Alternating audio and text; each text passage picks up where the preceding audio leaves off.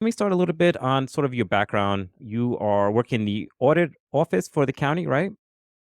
Currently, I was in audit for the first 6 years with the county. For the last year, I have been in the Office of Management and Budget. Shed some light on what led you to pursue this role as supervisor. What wanted you to get involved and not from for a town board position, but to actually be supervisor. Definitely, I really wasn't expecting it in the beginning. I knew I wanted to run again only because I felt like I had a lot to contribute to the town board. But there was talks about maybe the Democrat committee not running somebody or somebody. Some people were interested, but not don't know if they had work commitments. And as the vast majority of the supervisor races in our county went uncontested, which is, I find that to be horrible. I think every election should have somebody run or two people, at least two people run. So just the idea of incumbents running unopposed in off-year elections where most people don't come out just seems like it's not it's not a thriving, functional democracy. So I felt, even though being out in the spotlight isn't for me, when it comes to actually doing the work of government administration, that's what I live for. Basically, my passion has always been in public service and volunteering usually in governmental organizations and various means. So I've always been a big proponent of what government has a potential to do.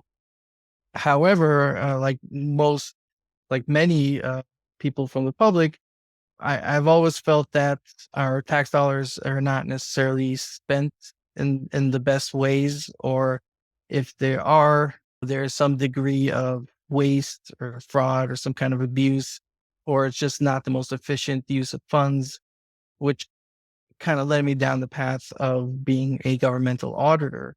Uh, that's really my passion, to just go into an organization as what's known as in our field, a bureau pathologist, to be able to look at large bureaucratic organizations that can have multiple layers. And it's just very difficult to follow the money and follow the programs and see where the spending is going. I just love going into large organizations and dissecting them and getting to know more about them. I've always been very analytical growing up, pretty much from being as a child. I like to take things apart, figure out how they work, and have a better understanding of how to utilize them. And that's essentially what I've done as a auditor for well over a decade now. Specifically in the governmental sphere, I'm a public policy analyst, formerly trained analyst, and I would look at actual governmental programs to determine if they are reasonable, if they will have the intended effect. Those two areas I focus on is efficiency and effectiveness. Efficiency is being able to accomplish the mission with the least amount of financial resources, the least amount of administrative resources to get the most bang for your buck, so to speak. And effectiveness, which is the most important piece, is to ensure that the program that was designed to alleviate some kind of social issue does actually have its intended effect. And the other piece of it is, as an auditor, is to determine that it's also not having a negative effect somewhere else. I, I came from the state doing as a state auditor in the Inspector General's office overseeing the MTA, which was tremendous. It was a lot of really good work. However, it wasn't all that fulfilling in the sense of getting to my inner curiosity.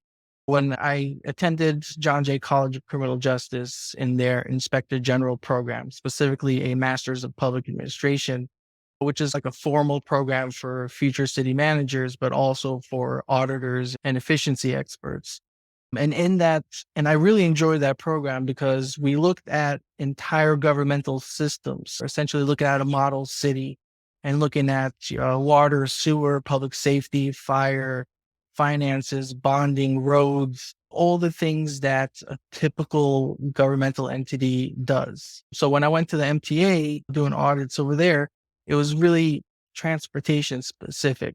It was very buses, trains, subways and things like that, which was incredibly interesting. And it also had a law enforcement arm that we'd oversee as well. Would basically be the internal affairs for that, which is interesting, but it didn't give me the bigger picture. So when I had an opportunity to come to the county, I loved it because it had waste, it had public safety, it had social welfare services, be it the Department of Family Services or public health. So you get a much better big picture understanding of what government does in our society, but it doesn't show you the whole picture. Really, the lowest level of government, which is our towns and I guess also our villages, is what has the most impact on our day to day lives. And so I have a very good understanding of state and county operations and how they relate to each other. But as a citizen, as a resident of Fallsburg, I could only try to get whatever information I can from the town board meetings and from the budget that's online, which is could only show you so much. So there was a real desire for me to run for office, if only to gain access to data so that I can, and talking about one of the things, or some of the things I'm looking to do in the short term is, so you just gave an auditor the keys to the kingdom. So I plan on conducting a lot of different management audits to look at the cost effectiveness of our services and to determine where we are lacking, where we have gaps that we can fill. And that's going to require a process that first starts with me learning what day-to-day operations look like, reviewing all written policies and procedures. And for me, as an internal controls auditor, reviewing in their procedures, internal controls, which is fundamental. During my campaign, I spoke about looking to close the bribery loophole, which is the section in the town law that allows town officials and employees to accept gifts, gratuities of up to $75 in cash, services, and it doesn't define a time frame like the county law does. At least the county law says $75 a year, which I think is also not great. I'm planning on changing that to the state standard, which is gifts of nominal value, which is really just like a promotional keychain or something that I really cannot influence in any way. So in that process, I also want to look at our internal controls, because the whole idea of imposing good internal controls in everyday processes, segregation of duties and various things is to have a reasonable assurance that if there was no oversight and nobody was looking and everyone was following the procedures as they were written, that they would have enough controls there to be able to detect or deter any kind of errors or omissions, and not to mention fraud, waste, and all these other things.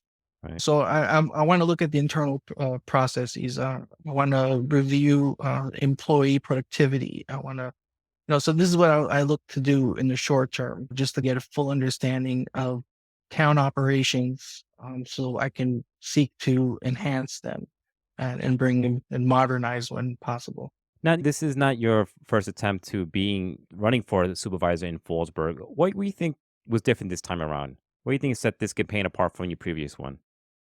Last time I ran for council, and this time I ran for Okay. All right. supervisor. I thought it was the other way I, around. Sorry about that. oh yeah, Mm. this time I I definitely have a greater appreciation for the field of political science. Last time around, I was enamored with the process of trying to create a grassroots campaign and on trying. I wouldn't want to take any donations because I don't want to feel influence and I don't want to, you know, I don't really have a good volunteer base to go out and make phone calls. But I was going through the motions that I learned as a child, looking at our democratic process and just enjoying that process. But political science is an actual science. It's part marketing, it's part statistics, it's part psychology. I got to learn to review a lot of data, historical voting data, and try to approach it things a little bit different. I definitely tried to reach out to more stakeholders this time around to try to get a coalition of supporters out there. Try to reach out to those who, again, stakeholders are usually fire commissioners, fire departments, community-based organizations like Fallsburg Futures that are usually concerned. Berg's Future always been very concerned with the things that goes on in the community. So it was, I tried to spend a lot more time reaching out to folks. Definitely spent a lot more time on the phones, and I definitely spent a whole lot more time knocking on doors this time around. The results were unexpected. I have to say, but very reassuring. One thing I have to say is that I was disappointed in the turnout. The turnout was a lot lower this time around than it was 2 years ago. I was really trying to bang on doors to try to get people out to vote this time around, and the turnout was significantly less than 2 years ago. So that's something that we're going to have to address to try to get out the vote next time around, because it really is a shame. We have over 75 or 7,700 registered voters in Fallsburg, but last election we had 2,700 show up, and this election we had less than 2,000. So that's always disappointing, because the more people come out, the results are definitely more reflective of the will of the people. Yeah, no, absolutely. It is concerning that less people are coming voting out. You mentioned also the supervisors running unopposed. I think there was only three races: Fallsburg, Highland, and I think Wurtsboro was the only ones really had any kind of sort of competition there. So you mentioned some of the concerns that you hear from residents. You've been going out more, knocking on doors. There's a current proposal right now from the town board to make consider zone changes in Lost Sheldrake to curb growth of high density residential development that's going on in Fallsburg. It's in the last meeting I attended in the town of Fallsburg. They mentioned during the presentation that there are 11 developments happening in one particular area in Fallsburg. And Fallsburg is seeing a huge boom of high density residential development. So they're thinking about maybe implementing another moratorium. There was another moratorium, I think, a couple of years ago. I think in 2017. I think I'm not sure if it was that time, or I'm thinking to address the strain that the high density developments have been on this water and sewer infrastructure. Obviously, the town is in already in process of replacing some of the sewer plants, replacing some of the water towers, replacing this aging infrastructure that the town has. Do you plan to continue some initiatives like setting the moratorium or even proposing the rezoning changes, or do you think all that has to be reevaluated? I've never been a fan of one-off changes. I do understand what they're looking to do in Loch Sheldrake. I think the motive is sound. However, for all of the affected parcels, I think they're probably, whether it's required or not, there should have been a greater effort to reach out to the landowners that are affected and try to at least get some of them on board, or at least try to get them to understand the reasoning. Having businesses there will use less water and sewer than having residential there. Plus, it's on a state road and it's near the entrance of the town. I could definitely see all the pros to it. I think it was just the execution with regards to reaching out to the affected landowners. That's probably what I would change there. And obviously, if they were dead set against it, then, but as far as making those changes piecemeal like that, I've never really been a fan of that. I think that requires a community effort, specifically through something like a comprehensive planning committee. They meet every 10 years, they set the zoning. To make those little changes afterwards, I think is like in bad taste. And as far as the moratorium, I think the moratorium that was discussed had to do with the sewer, Right. right? Basically, we've hit our limit. No one can hook up into it. If you build, you can't really occupy it because it has nowhere to go. So that's what's meant there. And really can't have any opinion on that just yet, because the town engineer did reach out to me to try to give me a briefing on everything, the status of everything that's going on. And we're going to find a time before coming into office to hopefully get briefed on that. But the bottom line is water sewer is always the government's responsibility. And we dropped the ball by not planning for this ahead of time. But at the same time, we cannot hook people up into an overburdened system that would result in dumping raw sewage into the never sink. That would be catastrophic. So I don't know where we are. I don't know what the methodology used to come up with the numbers. It looks like, so I can't really discuss the more going forward with the moratorium until I know more about the situation at hand. Building department in this past couple of months has seen a large, sort of turnover. A lot of people have left the building department, and we're in a lot of the meetings. We're talking about the explosive growth that's happening, and like I said, this one particular area in Lost Shodrake, 11 developments are in the pipeline already. And people have brought it up in meetings, and I also think also when I attend these meetings is how is the building department doing with this? I'm assuming a huge workload with less people to handle that workload. And obviously, you're not in office yet, and I'm sure when you go there, you have to evaluate, find out what's going on. But is that a concern for you? Has that been brought up to you at any point during the campaign, or? Yes, and yes, it is a concern, has been brought up to me. And that's right, there has been a lot of turnover, and it is very problematic because we know that all of the work that's being done on behalf of the planning board for the projects that's being done there is a full-time job all in itself. And then we have one code enforcement officer we have that's pretty much acting as the department head, and then a handful of new people that are still in the process of being trained while doing their work, which is also detrimental because you lose something in the process by not having a formal training program. So that is very much a concern right now. So right at this point, I obviously have to lock down appointments, town attorney, department heads. I don't really see any major changes there, but I need to understand what their challenges are, especially when it comes to staffing. And the building department has had a lot of turnover for various reasons. So that's very important to me because it's the government's, it's our responsibility to make sure services are running smoothly. We cannot either artificially or organically create any stumbling blocks to the public when trying to, if a person is trying to put a carport in their driveway, it shouldn't take months and months for someone from the building department to get back to them just to approve a basic permit. This is a problem all around, and and this is very important to me to look at the current departments, to look at the staffing, to look at their workloads. Uh, that's going to take a little bit of time, but I'm actually really looking forward to that. To have an opportunity to sit down with people to determine what they're doing, how they're doing, whether or not there's an extreme burden, whether the burden is causing a higher incidence of errors in their work, which could open us up to liability. So we want to look at all these things. And yeah. So the short answer is yes, it's concerning.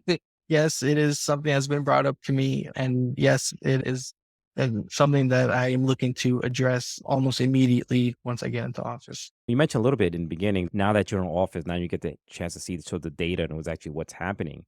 And transparency seems to be a concern for a lot of voters I've seen, or the lack of transparency in local government. So I just want to know what are your views on that going forward as now the town supervisor about the concern that some voters have about potential lack of transparency on local levels. Sure. Sure. Where do you start? Okay, looking at town meetings alone. Okay, I would like to see the town meetings posted to the website so that anyone can pull up an archive of any previous meeting in the past. We already have the Zoom videos. I think it's just a matter of just posting them. Aside from the agendas, I would also like to have the resolutions that accompany the agendas, because agendas alone can be vague as to what is actually being passed. There are work sessions. I would like to definitely see more discussion about the things that will eventually be voted on, because it's hard to come in and vote in a block, and it's hard to believe that all the people in the room have just heard about it for the first time and they're all voting on it already. We have very strict open meetings law that requires us to, that prevents us from having discussions with with more than one member. If three members get together and they start talking any business, that becomes an issue. So, the idea is to make sure that we're not getting together and discussing these issues and coming up with an opinion on it before having to vote on it. It would be ideal if we can come to those conclusions or come to those determinations in front of everyone else. And if that means the meetings run a little late, then that's what we're there for. So again, that's just focusing on the meetings itself. Obviously, if there's more that could be done transparency wise when it comes to town operations, I'm always open for that as well. Mike, before we go here, anything else I have not mentioned you want folks to know about you, about your future administration as going forward as a town supervisor for the town of Fallsburg? I just want to say I am really thankful to everyone that did come out and vote. It's really important considering that local town government really has the most impact on our lives compared to county, state, and federal government. Uh, and I just want to say that I'm gonna try to be reachable to everyone, and I'm really excited to get some positive change and get some good work done. We're talking to Mike Bensimon, Fallsburg town supervisor elect, who's going to be the new town supervisor starting in 2024, letting us know who he is and what is his vision for the future of the town of Fallsburg. So thank you so much for talking to me. I really appreciate it. And good luck in your new administration. Thank you for having me. Thank you.